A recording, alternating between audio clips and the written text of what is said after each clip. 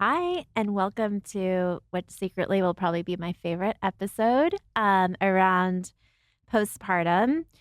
This is probably the area that I'm personally most passionate about because all three of my postpartum experiences were so rough.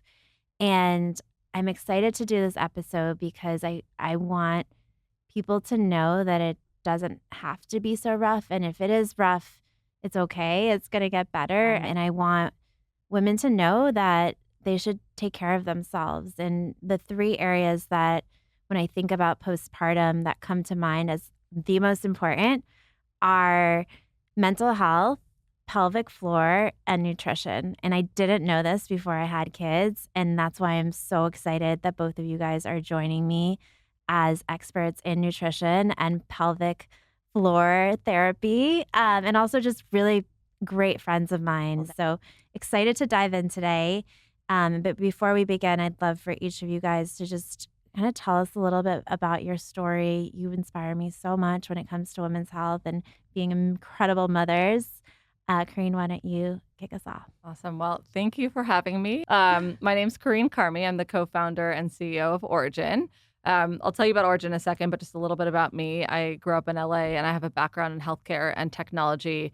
And in my early 30s, I decided to take some time and was finally dealing with some healthcare issues I never tackled. I have IBD, ulcerative colitis, which is a um, chronic disease I've been managing for a long time, but I had also had a history of painful sex that I never got care for when I was living previously in New York. I saw so many different doctors at the time, and I was never referred to pelvic floor therapy. And so when I was back in LA, I was talking to an old friend of mine who's now my co-founder, and she was getting care at a local clinic. At the time, it was the only place in Southern California that you could get in-network pelvic floor PT and really whole body care for women. And she was going postpartum, and we'll talk about all the reasons one might want, to get pelvic floor therapy postpartum. But I thought, I wonder if this could help with what I was experiencing. So after nearly a decade of having painful sex and having uncomfortable periods and not being able to use a tampon, I finally went to this clinic. And in 2 sessions, I had a diagnosis and a plan of care. And the most important thing I learned how to do was actually learn how to relax my pelvic floor, relax my body. And within about a couple months, these symptoms have barely come back. And so I'm incredibly passionate about this therapy.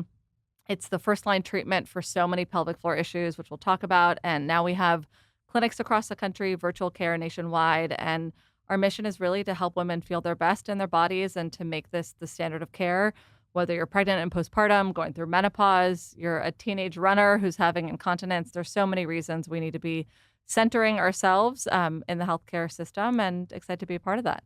I'm excited to chat more about why Yeah. pelvic floor therapy matters for postpartum because as somebody who sneezed and peed so many times, Hmm. I wish I knew about it earlier. Yeah. So more to come.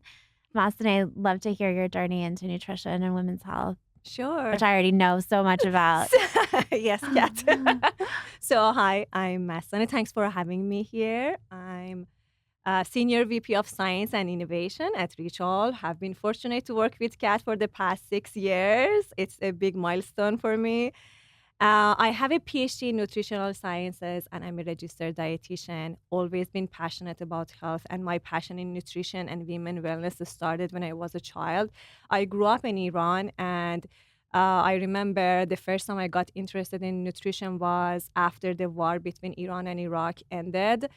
And I saw many women who were undernutrition. And you know that war has many consequences, but one of the main consequences that nobody talks about is undernutrition, which can affect many future generations too. I got interested into that, got my dietetics degree and undergrad in nutrition in Iran. And then I was like, I want to go to the country that has the best school system. We came to United States. I got my master's at Penn State, and actually my focus was on childhood dietary preferences, eating behavior, and then for my PhD, I focus on chemosensory perception and dietary quality. And yeah, I'm very excited to talk about nutrition and also tell my story about the pelvic floor because I also had some rough experiences with my first delivery. We will talk about it Yeah. later. So I've learned a lot about the pelvic floor Yeah. through you and through my own experience. But I would love to, yeah, I mean that everyone has a really unique story when it comes to postpartum. And I'd love to hear both of your experiences and what kind of like really shocked you. Yeah. Well, I can kick it off. Yeah, go ahead.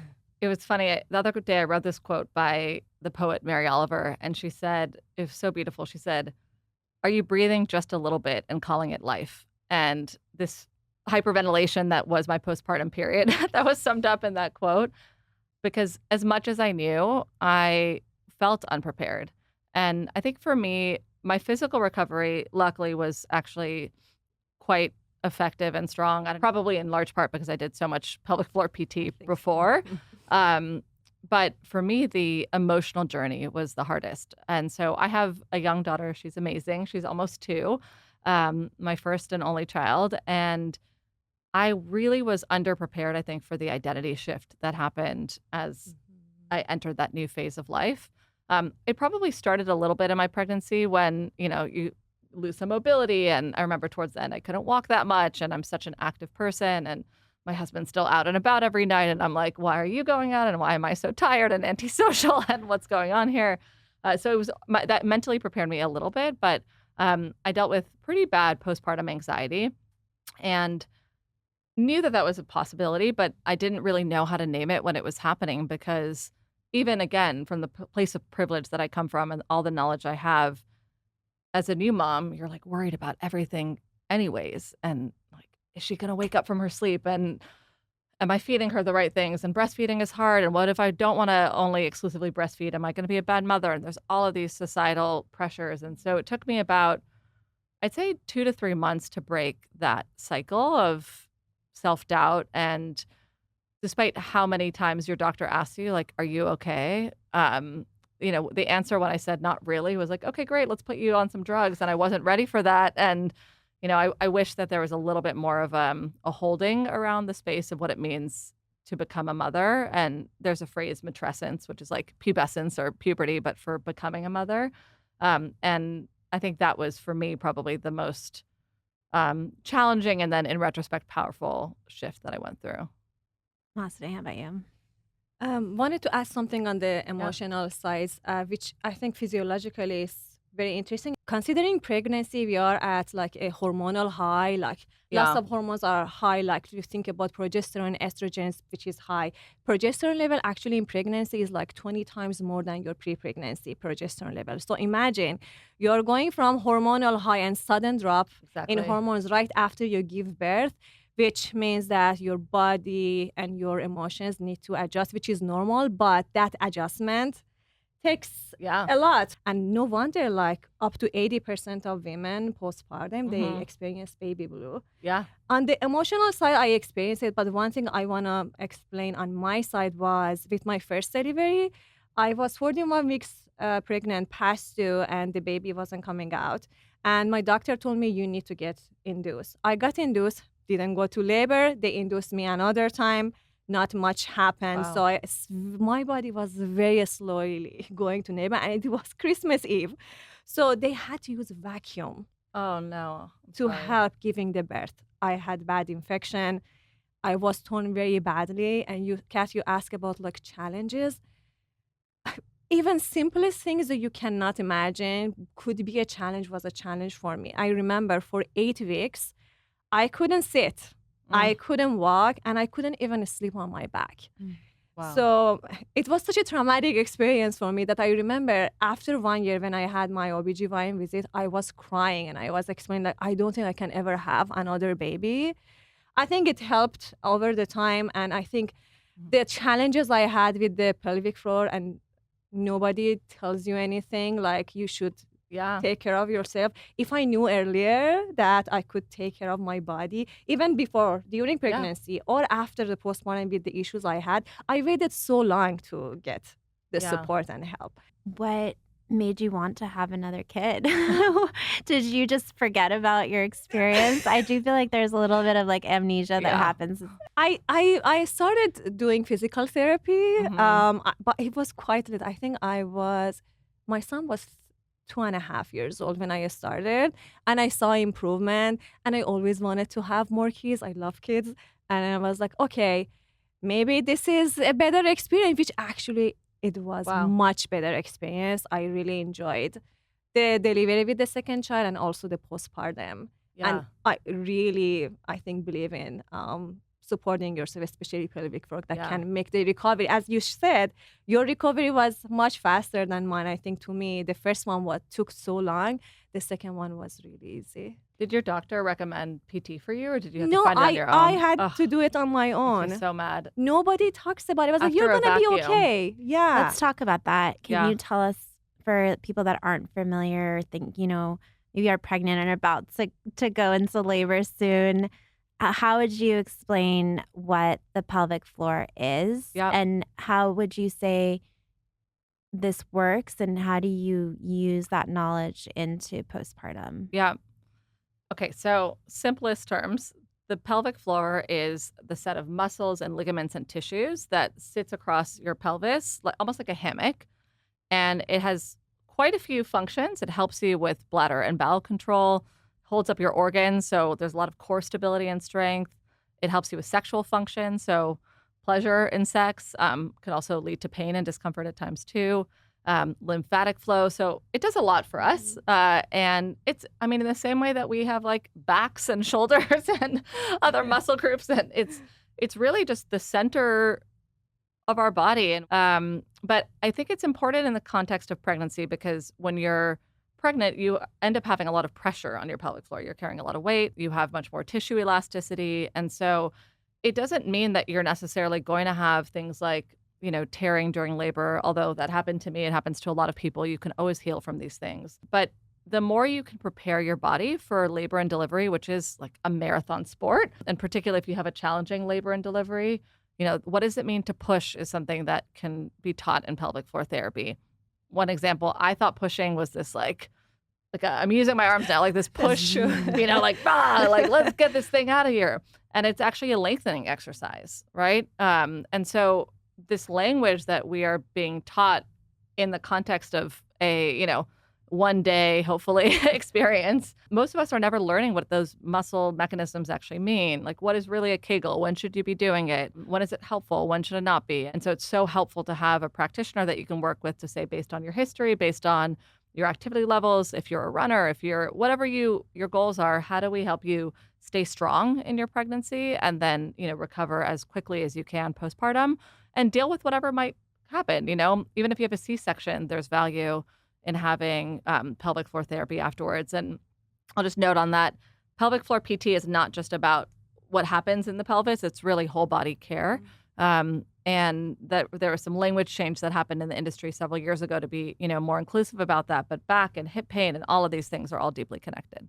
Yeah, they're so connected. So is incontinence, Yeah, right? exactly. Which is something all of us joke about Yeah. after giving birth. No, I mean, I was at a wedding this weekend and I had 3 women come up to me on the dance floor because they know what I do. These are old friends. And they're like, I can't jump with these songs because I will literally pee my pants. And these are, 2 women who already have kids. One who just is having incontinence. Incontinence is not just related to postpartum.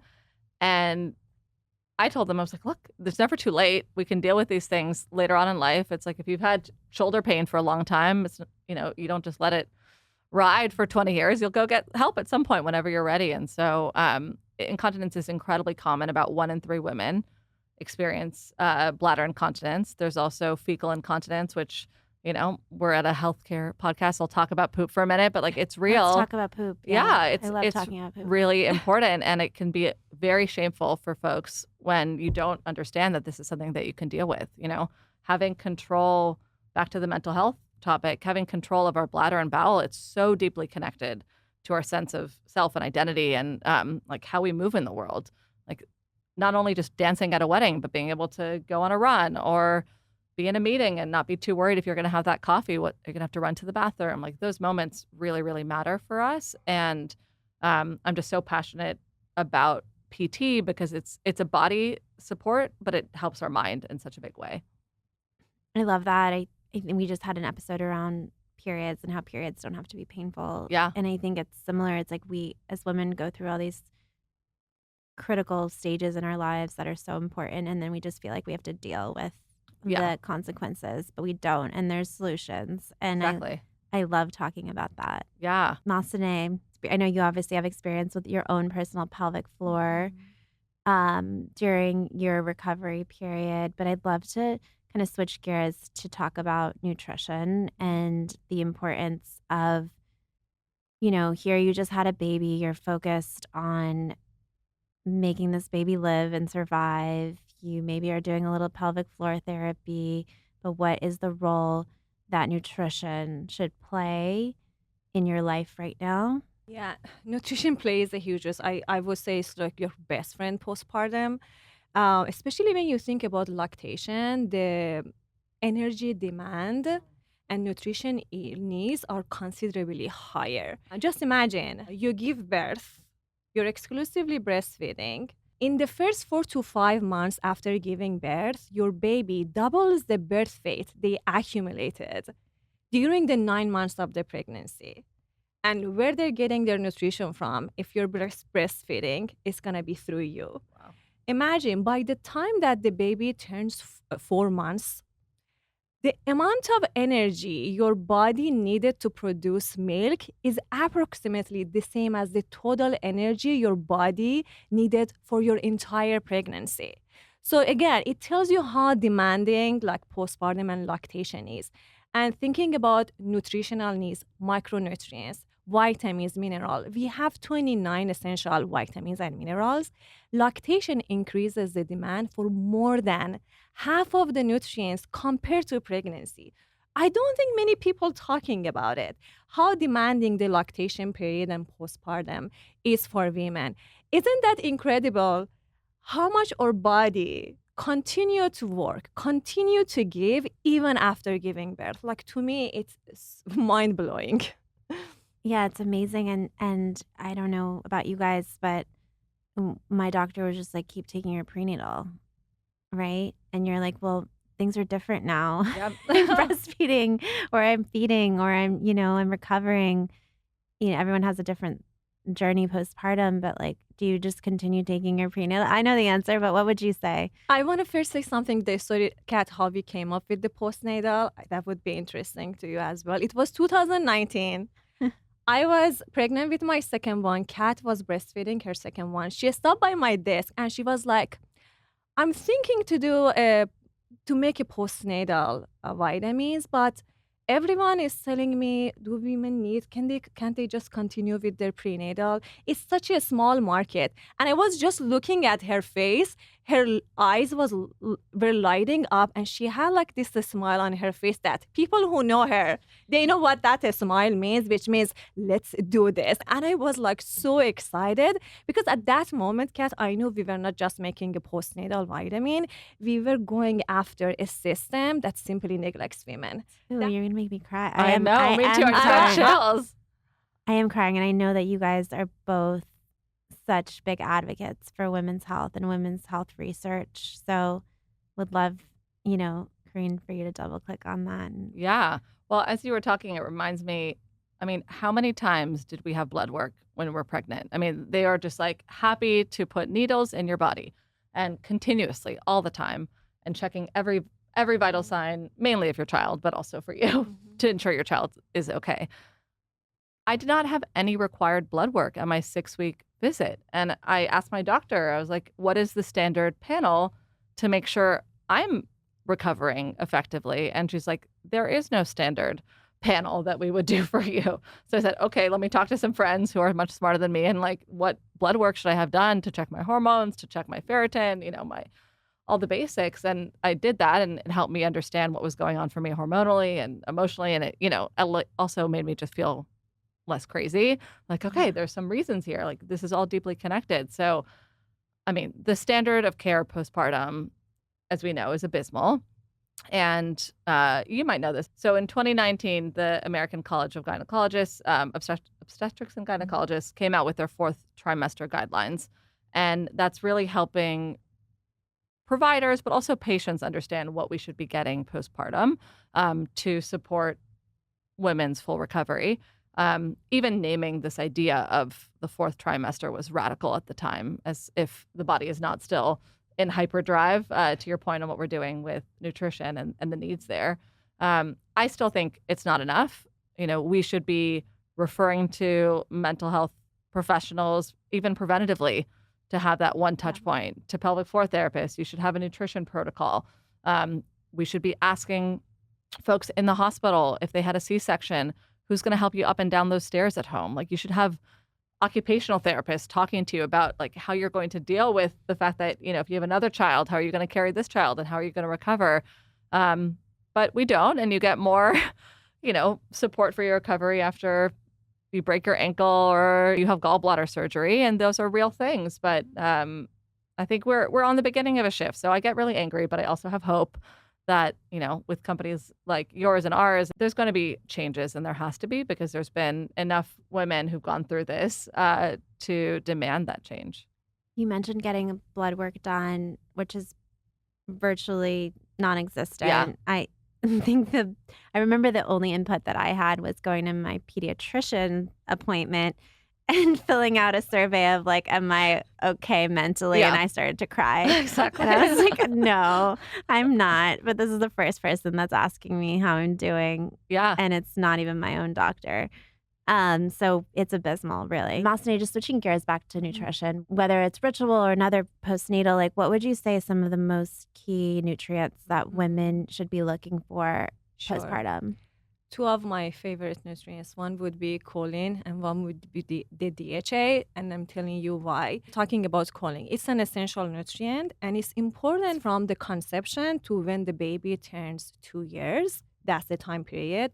This specific time period is very critical to create a healthier, brighter future. At this time period, baby's brain develops so rapidly, and actually it is estimated that by the time that the baby turns 2 years, their size of brain is about 80% of their adulthood brain size. And it's so interesting. There are so many interesting research that have come out, which we actually use them when we develop natal choline. And for example, there are studies that shows that maternal supplementation with choline improves information processing speed in year 1 among infants and promotes sustained attention in early childhood. When you think about lactation, which is another period in the first 1,000 days of life, choline significantly improves breast milk quality. So it's fascinating research can tell you like how essential nutrient can actually help like lifelong health, which is so fascinating to me. Similar with DHA, there are a lot of nutrients that are very important in the first 1,000 days of life. Like when you think about folate, when you think about vitamin C, vitamin E, vitamin A, zinc, when we included that specifically for postpartum, for example, that some of them you cannot easily get from diet. Like it's very hard to get choline or DHA through just like typical diet. So I recommend like focusing on nutrient-dense foods to get your nutrients, but use supplementation to help fill the gaps. Yeah, that's interesting. It's so amazing that you can actually impact breast milk quality. So you're impacting the food that your baby's getting. Is so wild to me still. And I think just have friends that either continue their prenatal or just stop taking the prenatal because they're like, I'm done and now I can focus on the baby. And you're like, hey, you still have gaps in your diet. And like you should be filling them right now more than ever when it's like the simplest thing to do. Actually, on that note, at what point would you stop a prenatal? Is it when you stop breastfeeding or? Yeah, right after you give birth, we recommend going to postnatal and then continue it until the end of your breastfeeding, or if you are not breastfeeding, until 6 months. The reason we are recommending 6 months, because usually it takes your body to go to their pre-pregnancy physiological levels by 6 months. Right. For some people, it can take longer, like 12 months, but usually by 6 months is the time frame that we call postpartum. That makes sense. Did you take a postnatal? I did. I took yours. Oh. Thank you. I feel strong. No, I mean, It was It's because you're like the most educated postpartum individual out there. I You're like know. asking for a blood panel and hormone. No, it was because actually I didn't even realize that there was a postnatal, and I was taking rituals prenatal, and then y'all switched me, and so I was very grateful to know that, but no one talked to you about nutrition. Yeah. Yeah, and it's interesting, as I said, the demand is higher Yeah, if you're breastfeeding, which exactly. many women do. What are kind of some of the changes that you guys noticed in your body? Oh, the hair was a big one.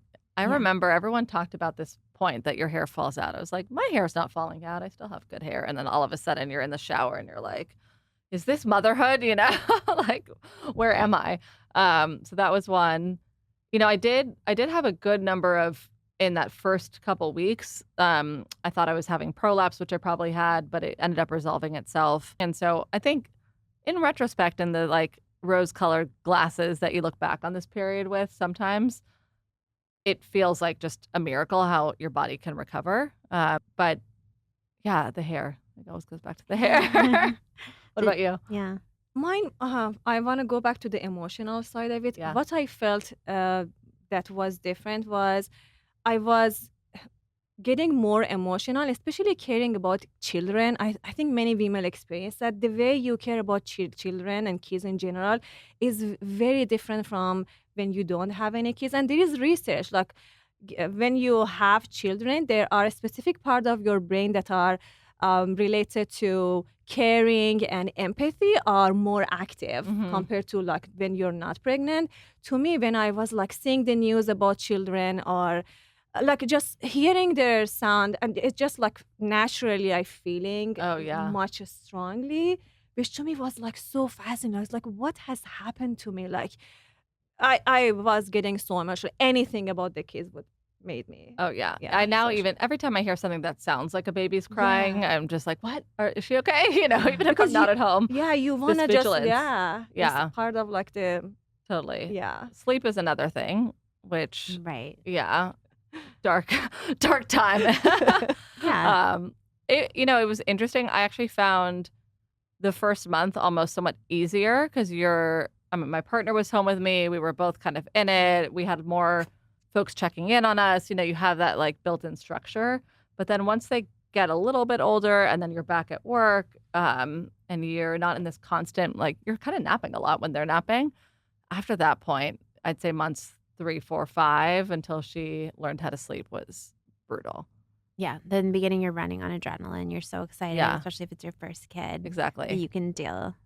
Yeah. And then you crash. Exactly.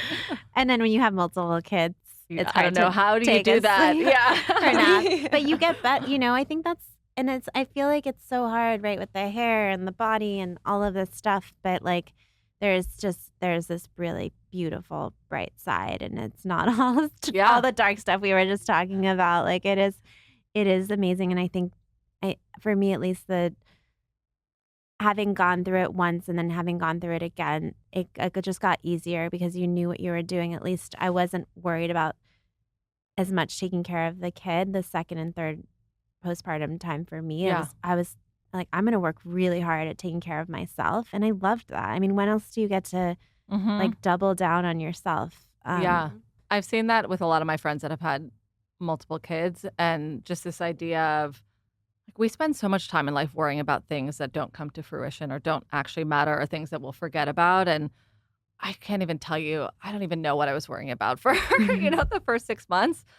But I look back and now I'm like, it's all a blur and we're really happy. And, she's the best thing that's happened in my life. Yeah, and I learned so much with my first one too. Like I learned that it's okay to ask for help. Like asking for help is not sign of weakness. It's actually a sign of a strength. And as Kat, you said, like you should not feel guilty taking care of yourself, having your me time. What I learned the most, which I think it was really good, is the how clear communication is gonna take you a long way. Like thinking about like how I communicated with my husband. Like instead of saying I need help or even saying I need help with night feedings, saying that I need you to take over the night feeding so I can have some sleep. Like having that clear communication, telling them that you need specifically for your husband to take over the night feeding that night so you can sleep. Mm-hmm. I think it helped me so much. And also planning, dividing responsibilities. Kat knows I love that. Yeah. Dividing duties and responsibility. And it really helped, I think, with the home dynamic. Totally. And yeah, I use that a lot for my second. With the first one I learned, but I think with the Exactly. second one, it was much better. Yeah, it's like you learn boundaries, you learn asking for help, you learn how to take care of yourself. If you had to give someone listening who's about to go through postpartum, what would be like your top 3 tips that you would give them? If you I wanna would think say, about it no, too. I can say, what I would say is postpartum is like running a marathon.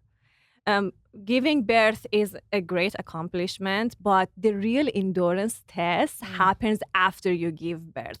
Like similar to marathon runners, that recovery and rebuilding yourself, they focus on that because for that, similar to that for postpartum, you need time, you need patience, and you need fueling, the right fueling. And what marathon runners do, they have their hydration station, they have their energy gels. Women postpartum deserve the same kind of cares. And to me, the fueling, because I'm a nutritionist, to me, the fueling is the important part, proper nutrition. And it's not just about the calories, every bite count here. So I always say, like, my suggestion is like focus on nutrient dense foods, focus on vitamins and minerals, think about healthy fat, healthy carb and protein, and make sure that you cover your needs because you need that proper fueling postpartum. I love that you said protein because Yeah. I feel like protein was a game changer for me the second too, because I would always just so hungry, and then when I'm hungry, I just would reach for like whatever's easy and probably less healthy. And then when I discovered using protein powder and making smoothies or Ninja Creamy ice creams or just shaking it with coconut water, I just felt like I was satisfied and satiated, and I started to actually kind of develop the lean muscle mass and like the recovery that I wanted. That was a game Yeah. changer for me. Protein is everything, which Yeah. I'm still learning. I'm like, okay, shakes in the morning and all the things. That's what I do every day. Yeah. I was telling Kat just yesterday that I take protein shakes. I really enjoy Mastaneh, it. what's your go-to protein recipe Yeah. and why? I loved hearing that yesterday. Yeah. So I add berries, and the reason I add berries, I lost my dad to late onset Alzheimer. Oh, I'm So sorry. when you look at like the diet that supports cognitive health long term, berries is actually one of the top ones. I add milk. Any vegetables, honestly, I have like carrot, spinach. I add it there. Milk. I add sometimes yogurt. I add it there. Peanut butter, avocado, and it's like a bomb. But I can meet all my. Sometimes and I need to have my recommended fruits intake per day, so I make sure I have a good amount of it in the morning, so I you've feel just okay. checked off the I'm list. checked on my fruits, and it keeps me full until I get to the lunch and I can have mine. What's your go-to postpartum tips? Your 3. Someone told me, I don't know if anyone is familiar with the concept of a birth plan. Someone told me that they created a postpartum plan for themselves and for their home, which I thought was really, really interesting. And it included things like, how do you want support from your family and friends? Being incredibly explicit. Like, I want you to come on in anytime and do the laundry, or I actually want you to call me before you show up because, I will lose my shit. Can I say shit? I will lose my shit if I, don't have the privacy barrier that I need. It would include things like, who are my go-to care team members? So having 1 to 2 therapists lined up, or a pelvic floor therapist, kind of thinking about all the resources you're going to need. And then the last piece of it that I thought was really powerful was also, how do you want your home to feel? Because I think we can get so oriented around, or at least I can, the pragmatic, like all the nuts and bolts, and do I have the right diapers, and how am I going to deal with breastfeeding and all those things. But then also, how do you want to create some moments of joy? Because it's a whirlwind, and it's hard, and it's painful, and it's all those things, but it can also be really beautiful, and there's slow moments too. And what are the podcasts you want to have lined up while you're, sitting around? Or for me, writing was actually really therapeutic, and I ended up having a writing practice. So just kind of creating intentionality around that time, I think can also be powerful because it feels like we don't have control, but there are some things that are actually in our control as well. I love that. I don't think I've ever heard of a postpartum like plan. I've Yeah. only heard of a birthing plan, which we do talk about in another episode. Yeah. And We then should make a checklist for I folks. I wish I could go back in time and have one, but I think naturally when you do it multiple times, you end up developing that. Yeah.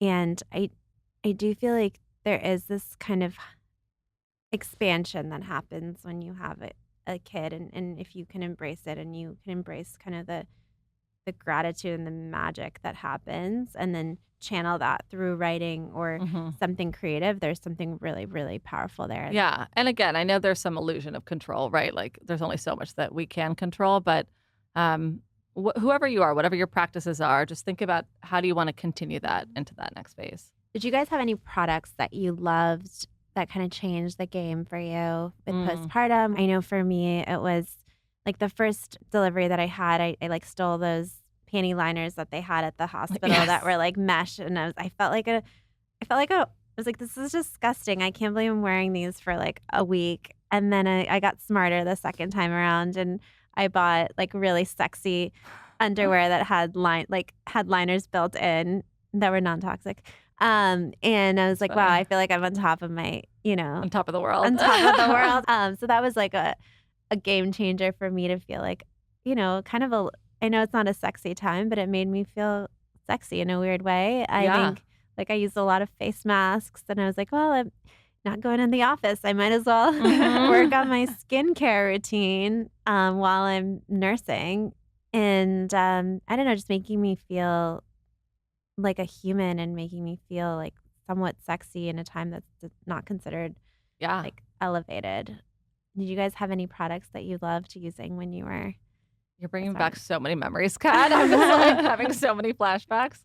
Well, one, I think on that, having candles for me or some smell in the home was really powerful. That was the vibe piece. Like, how do we actually make this feel like kind of fun, at least for, the sense of smell? And smell is so powerful. So that was really useful for us. Sometimes my husband would burn incense, and I'm like, not that one, please. But otherwise, um, also nipple balm Hmm. and all the oils. Like I would Did you ever take use a nipple balm on your lips? all the time. I Yeah.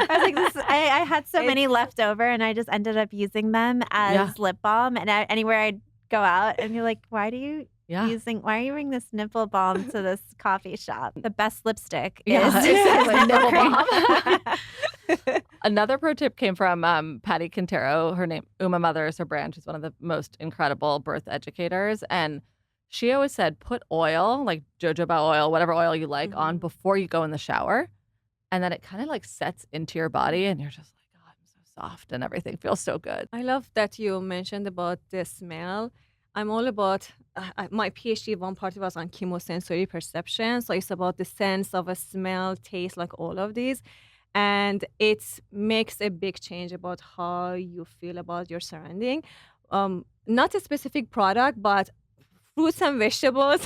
The reason I love them is when you think about sensory and taste and flavor, actually there is research on flavor learning. And if you are like during your postpartum, you're breastfeeding, if you have a variety of fruit and vegetables, it can actually change the flavor in your breast milk. And your baby, when they have your Mm. breast milk, they kind of learn that flavor and they can actually develop preferences for them later on. So I was intentionally, because I was looking at the research, I was like, okay, I'm going to have more carrots and I'm going to have it every day, because the research was suggesting if you have it like over a few days and the baby have it, they're going to develop the preference for carrot. Wow. So I intentionally did a variety of fruit and vegetables to make sure that my babies develop that preferences, which I think, and I think I Did it saw work? it. I think it worked. Yeah. I think they're good vegetable and fruit eaters compared to like typical kids, which is always Yeah. the challenge because you have the picky eaters. But I think that's super hot. The other the product that I loved with my first pregnancy was these donut pillows, because as I yeah. mentioned, I Yes. couldn't sit. And I remember it was before I moved to California. So my son when he was 2 months old, we moved to California. So before that, I was like, okay, I just finished my PhD. I was like, I'm gonna do a postdoc. And I had a postdoc interview. And I was like, I think 9 weeks postpartum. And my main worries was like, how am I gonna sit on a chair Oh, for my interview? And why can't I bring my donut oh pillow my with me? gosh. I couldn't. So it was very hard doing the interview. I got it, but it's that was something that I wish I had even when I was doing mine. It's so sad that you cannot. You felt like you couldn't bring the No, donut? because it was an interview. I was like not feeling Yeah, I get that. You're also so comfortable. vulnerable at that time too. And Yeah. I cannot believe you did an interview at 9 weeks. That Yeah, is I did. pro. Yeah, but then my Wow. husband found a job in California and we moved to Oh, California. stop. I met Kat, the best decision. Fair, yeah. If I saw you bring the donut, I'd be like, go home and rest. Yeah, exactly. And you'll have the job when you come back. Yeah, but also like props for having a donut. yeah.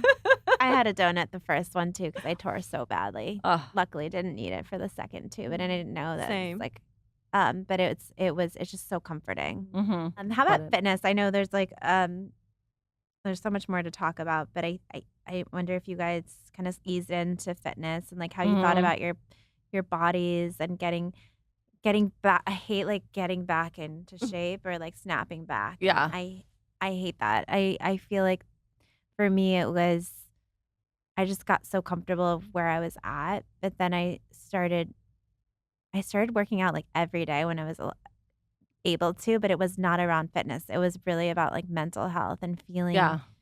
feeling like I needed time for myself that was really focused on myself. And actually, the postpartum is what led me to be like really active in fitness, like feel like an athlete. And it Yeah. was so empowering. And then I had dinner with you and I was like wearing a crop top and you're like, you're doming or something. And I'm like, oh, wow. Like it's like dangerous the way you work out too, Yeah. right? Yeah, I think we can have a tendency, myself included, to want to jump back into whatever we were doing right before, which I definitely did as well. For me, fitness is all about mental health. If I don't work out in the morning, I You was just just told even me, telling you, I yeah. was like, I didn't I move know. today and I'm losing my mind. And so when I got the 6 weeks clearance, I literally went from Cedar Sinai to the rooftop pool, like public pool at WeHo that day because she said you could go swimming. I'm like, great, I'm going to go swimming right now. What I ended up doing and would recommend for anyone who, can is I worked with a pelvic floor therapist virtually and she watched me do exercises and would give me modification until I was ready. So I couldn't plank, which I mean, I do a lot of yoga and I couldn't plank for probably until the first 6 months normally. And I felt like I was strong, but I wasn't there yet. And I'm really glad I took that time to kind of rebuild strength from the inside out. Because there's with our muscles, like there's so many micro muscles and movements we can do, and we can actually create more injury or make it harder for ourselves longer term. And so even though it feels frustrating and like you're slowing down, I think we just need to be safe. And I actually feel stronger and in better shape now than I did before I gave birth, which is wild. I feel the same way. Yeah. But it just took that time to build strength. That said, movement and kind of light mobility is something that you can do earlier and you can do it before the 6-week mark. I would just make sure you're trusting your body. And then if you can also, you could do PT virtually before 6 weeks. You would not want to be doing, heavy movement of any kind, but understanding how to actually even do diaphragmatic breath again. How do you connect to your body? How safely can you start even walking? I was like afraid to walk, which is wild and bonkers, but you just get into this mindset. How do I just get back into micro movements that just make us feel like ourselves and alive and but do it in a safe way? And if you don't do it in a safe way, what are some of the bad things that can happen? Like Yeah. doming. I don't want to scare people, and I think even if we do quote bad things, you can still recover. So I'll caveat all of that, right? Because not everyone, we're at different points of our journeys and maybe we've been doing the kind of incorrect thing and there's no shame in that. There's no structural support for women. So I'll start there. There's something called DRA or ab separation, and that can create some challenges like doming, where if you don't have that ab strength rebuilt and if you have that separation, it can create extra strain when you're doing core exercises. It can have impact on your back, your hip, like everything in terms of your functional movement. And so there's been a lot of both research around this and a lot of, I'd say, fitness programs that are aiming to support you with that. I think even in those programs, having at least one conversation with a PT or someone who's informed in DRA to tell you, am I doming? Am I doing this movement correctly? Can be really helpful, because I know I was doing a lot of like Peloton gym stuff postpartum, and it was the postpartum programs, but I still had to check to make sure I was doing it correctly. And that's just the one risk. So that would be one. I'd say that's probably the biggest issue folks have postpartum. I think if you're having issues around comfort and hip mobility, sciatica can persist postpartum. So there's a lot of these, I'd say, movement or musculoskeletal oriented issues around hip and back that can be real. And then mommy thumb is something that no one talks about. Never heard of it. Okay, What is it? mommy thumb is almost like carpal tunnels, but for your thumb. And it happens when you're breastfeeding often. And I'm doing this thing with my hand where my hand is in like an L shape and my thumb is out. And you can create that like pain and tension. And so sometimes, depending on how you're holding your child in breastfeeding, you can create this perpetual movement that puts a lot of stress on your fingers. Wow. I know people have had to have surgery around this, like crazy. It's a carpal tunnel surgery, but mommy thumb, de Quervain syndrome, de Quervain's tendinitis. And so that's just something to think about too. So all of this is to say, there's a lot of great research out there. You can go to our website, you can read up about it, but just even knowing that your body is still changing in that period. Mastaneh, you mentioned foods. You were eating vegetables so that your kids could eat vegetables later on. But what are some foods that you like for postpartum that are nourishing for mom? Like, forget child. Yeah, I would say protein is the first one. Fish, I think, is really important because it's a great way to get you the healthy fats that you need. I love Mediterranean diet, and I think that's the best like the moms can follow, which is high in monounsaturated fatty acid, which comes from, for example, olive oil. So my healthy fat would be that one. And plenty of fruits and vegetables, less sugar. You can't get anything good from that. And a balance. Like, it's not like you have to restrict yourself. I think you can have the food groups, but in moderation.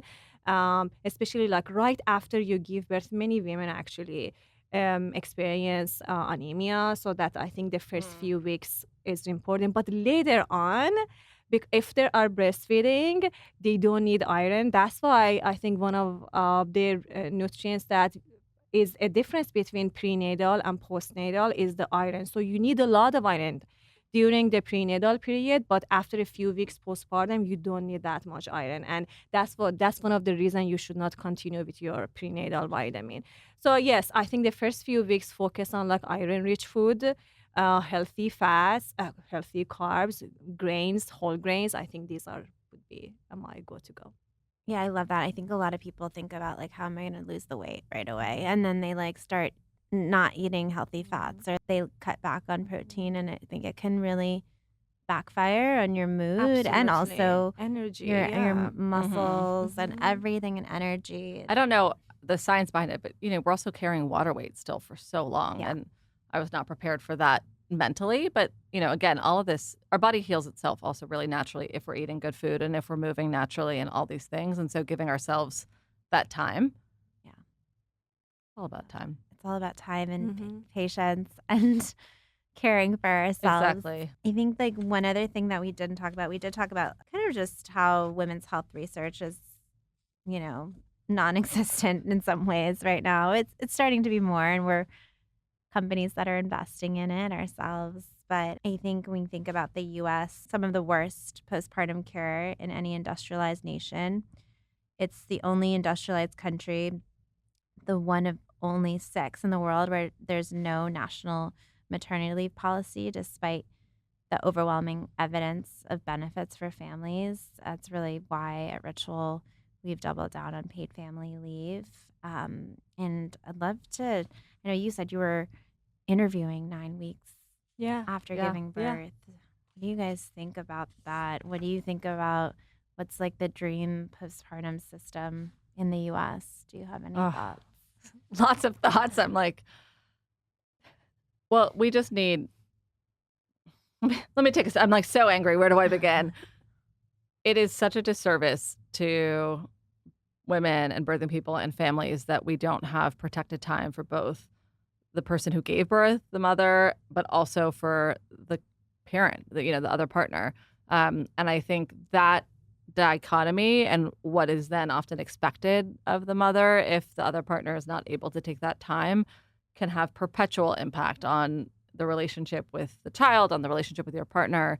And it was a big debate, my husband and I had around like when he takes the time and for how long. And he's an incredibly supportive parent and father, but there's almost this myth of like, I can't be helpful in the beginning, right? Or I'm not going to be as useful, so I'll save it for later.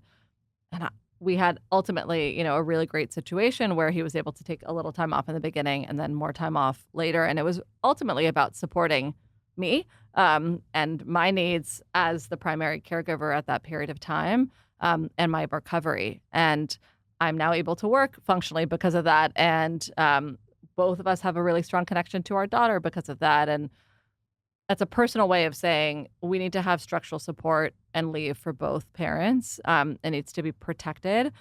I don't have a magic number. At minimum, 3 months, I think, is really required for both. I would love to see more than that in this country. While I know we're going to have to rely on companies to do this in the near term, I think it's going to just create more and more inequity for folks who can work at companies that offer this leave versus those who can't. Or people that have to be on their feet. And Exactly. work. I mean, yeah, it's wild. It's wild that they have to do a standing job after 4 weeks of giving birth. Yeah, C-section, all the things. exactly. Mastaneh. Yeah, my dream system also includes paid family leave. I think it's really important, and I think you explained it perfectly. The other thing I want to add to that is a comprehensive postpartum care. Yeah. That 6 weeks postpartum, I still have problem with that. It should definitely be sooner. 1 to 2 weeks postpartum, I would love to have that for women, because most of these issues happen in the first 6 weeks, like before you have your first visit. Think about bleeding, think about pain, think about like the problems that we have with breastfeeding and the challenges we had, but we don't have it there. The other one I want to include is childcare. Yeah. Providing childcare, and many women in United States stop going to their work because they cannot afford the childcare. And one topic that I'm passionate and Kat is also very passionate about is like women in workforce. Yeah. I think we should like support women more. And I truly believe that moms have like some skills that make them like very ideal for workplace. They are naturally great at problem solving, great at multitasking, management of like everyday stuff. And I really believe a system that leaves no moms behind and support women to live to their potential is the system that is gonna serve all of us. Amen. Yes. Yeah. Hopefully, I think know. we're going to that direction, as you said, like companies are taking, but that's my dream system, hopefully. Yeah. It is a competitive advantage Yeah. to have women at work, to have diverse workforces, and to have, families feeling good at home so that we can show up and not with that stress burden. And we need to create that structural system, both within companies, but from a policy standpoint. And I think, unfortunately, the fragmented state structure that we have in the U.S. means that you're actually seeing people move for these reasons fundamentally. And so, hopefully there'll be enough competitive pressure and, other states will catch up, but it's going to take some time. And unfortunately, a lot of people are going to be left in the balance until then. Couldn't agree more. And to wrap, I always ask this question: what was your postpartum ritual? It may seem odd, but the ritual I had postpartum was listening to bird songs when I was pumping. Oh, I love that. I hated pumping. I loved breastfeeding. I hated pumping. I hated the sounds of the pumps.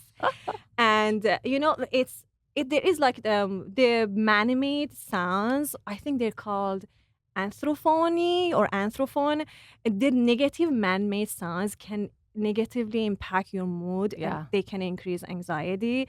And it's made me like feel really good. I was having it on, listening to the bird songs, and then I was like, maybe there is a research around it. I check everything like if there is a research, and there is a research about like bird sounds like alleviating anxiety when you listen to them, and as you increase the diversity of birds species. Really? You're amazing. Isn't that funny? Diversity of birds Funniest thing I've ever heard in my life. I know it would be odd for you guys. I did not expect that. love I was this. like, I thought Mastaneh was gonna say I ate it like a banana. No. No, she listens to bird songs. I love that. Wait, continue. It's so crazy. So if you have more variety of birds species, it actually helps better because people associate with more vitality. Fun fact, you're gonna laugh at this one. They had research on the number of bird species in an environment, and they had a graph. Increasing the bird species by 10% increase life satisfaction 1.5 times more than I love increase this. the proportional increase in salary and income. So you can see, Kat, it's not funny. I'm going to go listen to birds after this. I have to say, I was It's in so Australia earlier fascinating. this year, and the number one thing I noticed was how many bird songs there were, and everyone is pretty happy there. So you're not wrong. I still listen to just- bird songs. Yeah. This is a good future business idea I right love here. that. If someone's listening, Sensory Yeah. do a sound. soundtrack Exactly. for breastfeeding and nursing Exactly. around bird songs. That's funny. Postpartum Mine recovery. was simple. I just showered a lot. I was like, this is my quiet, happy place. I do not have to hold a child. I'm going to take 2 to 3 showers a day. And it was cozy. It was, winter. The shower is definitely the happy place for me postpartum. We're gonna Nailed change. it. We're gonna The change a lot sensation of of- lives with this episode, guys. Exactly. Thank you so much. Thank this you. was eye-opening, especially the bird songs. Thank you. Thank you. I'm glad it was helpful. Yeah.